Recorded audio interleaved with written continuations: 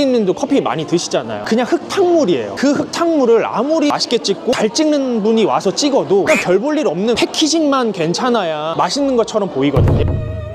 안녕하세요. 카페 체인 사업 푸르파파라는 브랜드를 운영을 하고 있고, 개인 카페들, 대형 카페라든지 브랜드를 만들어주는 역할들을 하고 있습니다. 밀키한 소프트 아이스크림을 라떼 형태로 풀어낸 소프트 라떼가 이슈가 많이 됐었거든요. 자주 먹을 수 있어야 돼요. 크림량이 많거나 너무 달거나 자주 먹을 수 없다라고 생각해서 이게 어떤 고소함이지 사람들이 명확하게 알지 못하는 단맛, 고소한 맛을 첨가하기 위해서 여러 가지 유제품들, 시럽이 아닌 믹싱 제품으로 시그니처 라떼를 만든 거거든요. 요즘에 날씨 좀 쌀쌀해졌잖아요. 따뜻하게 드시는 시그니처 라떼를 굉장히 많이 드시고 계세요. 처음에는 직화커피 브랜드를 했었는데, 기존의 로스팅 방식은 열풍으로 로스팅을 하는 방식이고, 저희는 불에다가 바로 굽는 형태의 로스터를 개발을 해서 직화 로스팅 커피를 판매하는 브랜드 정도의 가격 형성을 이룬 브랜드를 했었다가 100개 이상 체인 브랜드를 만들어보고 싶어서, 근데 최근에는 저가 브랜드라든지 이런 것들 대세가 되다 보니까 그거에 맞을 만한 브랜드를 한번 만들어보자.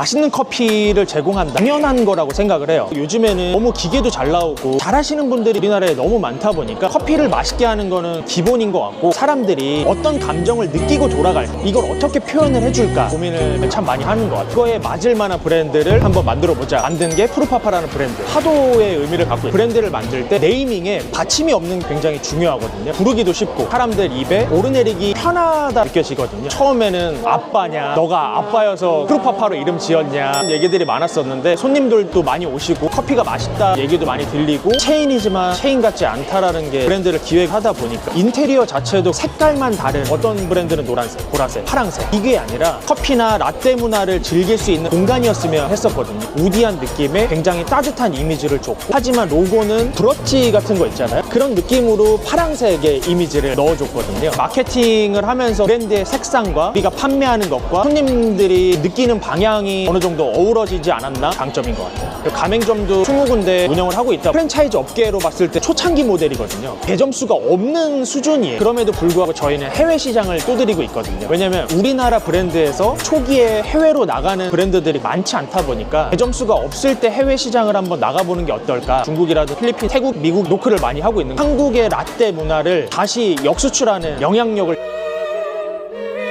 성공도 해보고 실패도 해보고 브랜드를 만들어도 보고 브랜드를 성장도 시켜보니까, 개인 카페를 하시던 대형 카페를 하시던 안 되는 분들이 많이 계세요. 그냥 잘 되는 경우들이 있어요. 근데 그게 꾸준히 갈까? 꾸준히 안 갔을 때는 어떻게 해야 되지? 내가 잘못된 부분들은 어떤 거지? 그런 부분들을 제가 찝어드리는 역할들을 해보면 어떨까 하는 생각입니다. 예를 들면 최근에 컨설팅을 한 용산에 있는 작은 카페 8년을 운영하신 분이 있어요. 항상 20만 원 파신 거예요. 안 될 때는 뭐 10만 원, 잘 될 때는 뭐 한 25만 원 팔고, 항상 내가 똑같이 간신히 운영할 수 있는 정도, 위치도 안 좋아, 공간이 화려하지도 않아, 운영할 수 있는 선에서만 운영을 하시다 보니까 이분한테 어떻게 하면 5만 원에서 10만 원 정도를 더 팔 수 있게끔 할 수 있을까 고민을 한 적이 있는데, 아메리카노 하나를 먹고 가시는 게 대부분이더라고요. 라떼로 2,500원짜리 한번 만들어 봤는데 설탕 시럽이 들어간 게 아니라 유제품들을 섞어서 부드럽고 맛있게 만들었어요. 한번 드셔보세요. 그거를 판매하기 시작하셨거든요.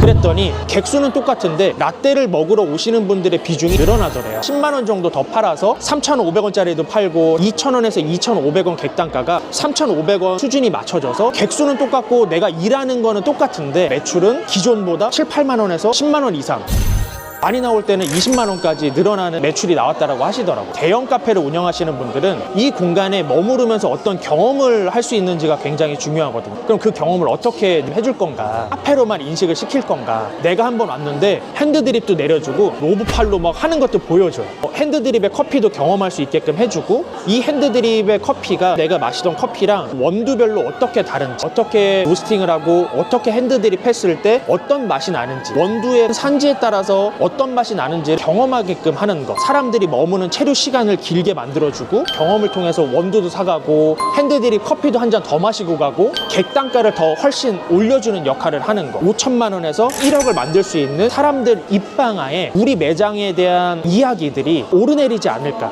그로 인해서 매출들이 올라갈 수 있다. 이런 부분을 여러분들과 소통을 하고 싶습니다.